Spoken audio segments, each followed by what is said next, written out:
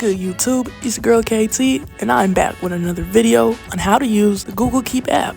So now, once you've downloaded the Google Keep app, the first thing that's going to take you to is the Google sign-in page.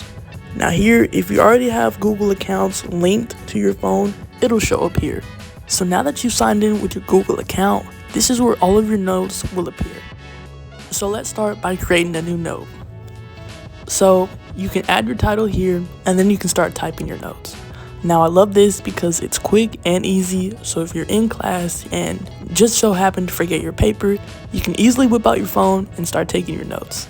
So for the title, I'm gonna put how to use the Google Keep app, and then for my first note, creating a new note. Alright, so here you can mess around with the background. There's a lot of different things. It's almost like a sticky note pattern, so now you can change the color. I kind of want it to match. And if you want to go back or undo something, just hit the undo button. So labels are actually really easy to add. So just hit labels and then enter in your label name. I'm going to call this step 1. Now you can select your label or deselect your label. And now you've added your label. Okay, so now that you finished creating your first note, in the top right hand corner, there's like 2 little rectangles side by side. Now if you click them, it'll turn into a square with 4 squares side by side.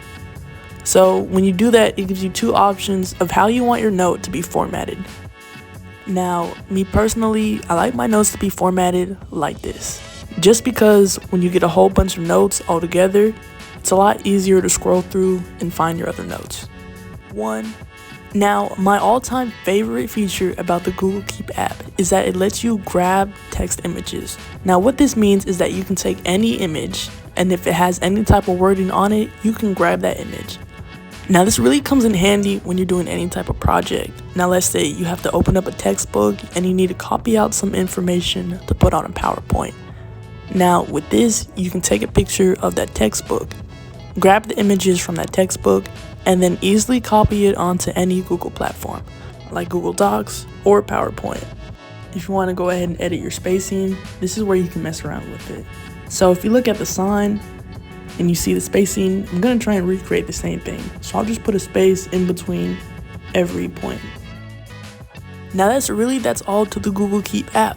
So if you made it to the end of the video, thank you so much for watching, and I'll see you next time.